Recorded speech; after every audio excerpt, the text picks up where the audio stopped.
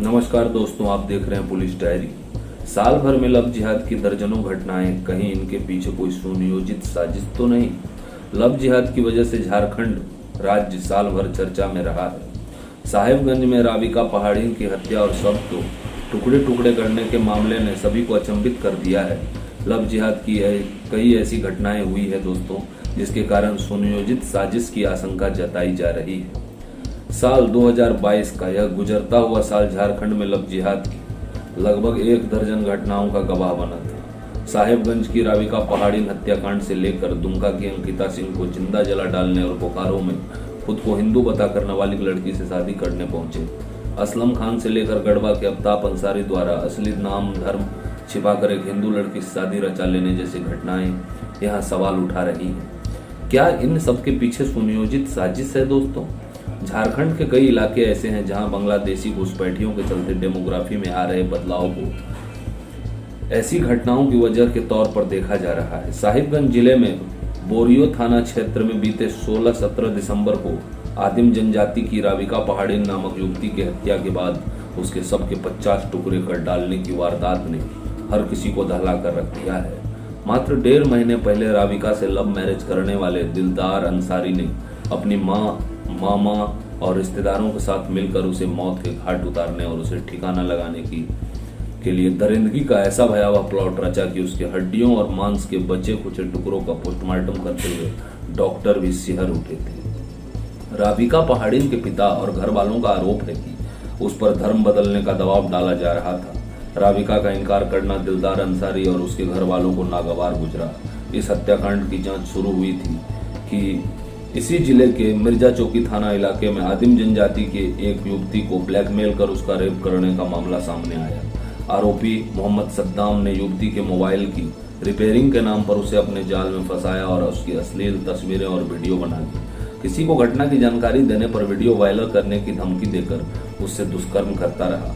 घटना की जानकारी किसी को देने पर जान से मारने की धमकी भी दी। दिसंबर महीने में ही झारखंड के बोकारो में एक प्राइवेट स्कूल की छात्रा का वीडियो बनाकर ब्लैकमेल करते हुए उससे दुष्कर्म करने और इसके बाद वीडियो क्लिप स्कूल की ईमेल आईडी पर भेजने वाले मोहम्मद जियाउल नामक एक युवक को पुलिस ने गिरफ्तार किया है। इसके पहले बोकारो में ही बीते साल दिसंबर को लव जिहाद का एक और मामला सामने आया था दोस्तों। असलम खान नामक एक शख्स खुद को हिंदू बताते हुए गरीब परिवार को बरगलाकर उसकी नाबालिग लड़की से शादी करने पहुंचा था, लेकिन वरमाला के बाद मंडप पर बैठने के पहले उसकी असली पहचान सामने आ गई। फिर लोगों ने उसकी जमकर फजीहत की, उसकी पिटाई भी हुई। उसे पुलिस को सौंपने को तैयारी हो रही थी, लेकिन वह अपनी स्कॉर्पियो से भाग खड़ा हुआ। उसके बाद दूसरी घटना एक छात्रा अंकिता सिंह पर पेट्रोल छिड़क कर आग लगाने की घटना भी चर्चित हुई थी।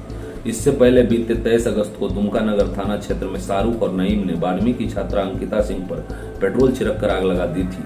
अपने जख्मों के साथ हॉस्पिटल में 5 दिनों तक संघर्ष के बाद अंकिता ने दम तोड़ दिया था दोस्तों। अंकिता का कसूर सिर्फ यह था कि शाहरुख उस पर बातचीत और दोस्ती का दबाव डालता था, लेकिन उसने इससे इनकार कर दिया था। दुमका जिले में बीते 2 दिसंबर को लव जिहाद की एक और भयावह वारदात सामने आई थी। दिग्गी ओपी क्षेत्र के श्री अमड़ा में एक नाबालिग लड़की से रेप के बाद उसकी हत्या कर दी गई और इसके बाद उसकी लाश एक पेड़ से लटका दी गई। आरोपी अरमान नामक युवक शादी का झांसा देकर कई महीनों से उसका यौन शोषण कर रहा था।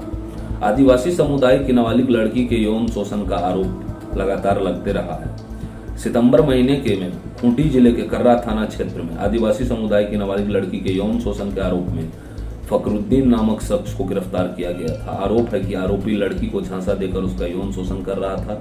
लड़की के अनुसार मोबाइल चैटिंग के जरिए युवक से बातचीत शुरू हुई थी। प्यार मोहब्बत का वास्ता देकर लड़के ने यौन शोषण किया।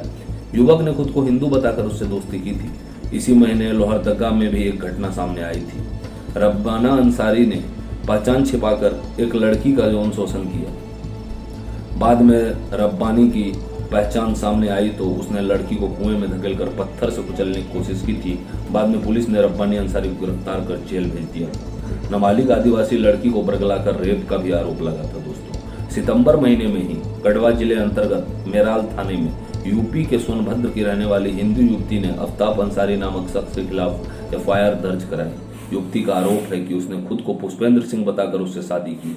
युवती को 4 साल बाद अपने पति के असली नाम और धर्म की जानकारी तब हुई जब वह पहली बार उसके घर आए। बीते नवंबर महीने में सिमडेगा के बानो प्रखंड की एक नाबालिग आदिवासी लड़की को बरगलाकर उसका रेप करने और साजिश पूर्वक उसे मार डालने के आरोप में चांद अंसारी नामक युवक को गिरफ्तार किया गया था। दोस्तों, भारतीय जनता पार्टी ने सुनियोजित साजिश का आरोप लगाया है। दोस्तों, इसी तरह अगस्त महीने में रांची के नरकोपी थाना क्षेत्र में एक जनजातीय नाबालिग लड़की से रेप के आरोप में शाहरुद्दीन नामक शख्स को गिरफ्तार किया गया था, जो कि आदिवासी लड़की थी। मार्च महीने में बोकारो जिले के पेटरवार में एक दलित नाबालिग युवती के साथ दुश्मन कर्म के मामले में इरफान और सलमान नामक 2 युवकों की गिरफ्तारी हुई थी। झारखंड के पूर्व मुख्यमंत्री और भाजपा विधायक दल के नेता बाबूलाल मरांडी ऐसी घटनाओं को लव जिहाद की सुनियोजित साजिश का हिस्सा बताते हैं।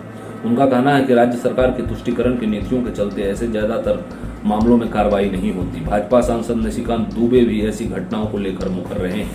सीएम हेमंत सोरेन सख्त कार्रवाई का दिलाया भरोसा। दूसरी तरफ मुख्यमंत्री हेमंत सोरेन ने हाल ही में ऐसी घटनाओं पर प्रतिक्रिया देते हुए कहा था कि क्या यूपी, एमपी और दिल्ली में ऐसी घटनाएं नहीं हो रही हैं।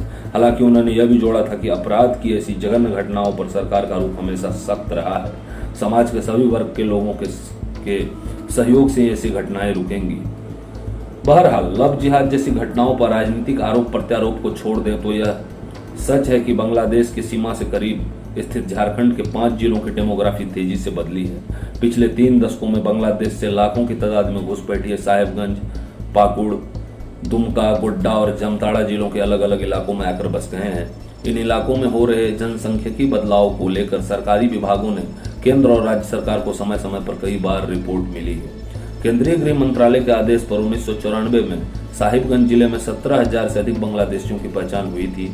इन बांग्लादेशियों के नाम मतदाता सूची से हटाए गए थे, मगर इन्हें वापस नहीं भेजा जा सका। आंकड़े भी इस बात की तस्दीक करते हैं कि बांग्लादेश के करीब स्थित झारखंड के जिलों में मुस्लिम आबादी अप्रत्याशित रूप से बढ़ रही है। मसलन पाकुड़ में 2001 में मुस्लिम आबादी 33.11% थी दोस्तों, जो 2011 में बढ़कर 35.87% हो गई। यह लड़का नहीं या क्या है, सोचने की बात है। 2018 में दोस्तों रघुवर दास ने एनआरसी लागू करने का प्रस्ताव भेजा था।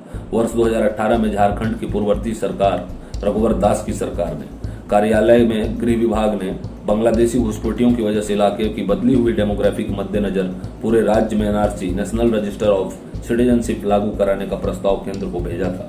खुफिया एजेंसियों ने भी समय समय पर सरकार को ऐसी रिपोर्ट भेजी है जिसमें बांग्लादेशियों के घुसपैठ के तय तरीकों के बारे में विस्तृत ब्यौरा दर्ज है। गृह विभाग को भेजी ऐसी ही एक रिपोर्ट में बताया गया है कि संथाल परगना के साहिबगंज और पाकुड़ चिन्हित अवैध प्रवासियों के वोटर आईडी, आधार कार्ड, ड्राइविंग लाइसेंस तक बनवाए गए हैं। इन इलाकों में जमात उल मुजाहिदीन बांग्लादेश व पॉपुलर फ्रंट ऑफ इंडिया और अंसारुल बांग्लादेश से प्रतिबंधित संगठनों की पकड़ बढ़ रही है। ऐसे कई उदाहरण है कि बांग्लादेश में आए लोगों ने स्थानीय महिलाओं से शादी कर ली और यहीं बस गए और उनकी जमीन हड़प ली। तो दोस्तों, आपका क्या कहना है लव जिहाद के विषय में? यह निश्चित ही एक चिंता का विषय है दोस्तों।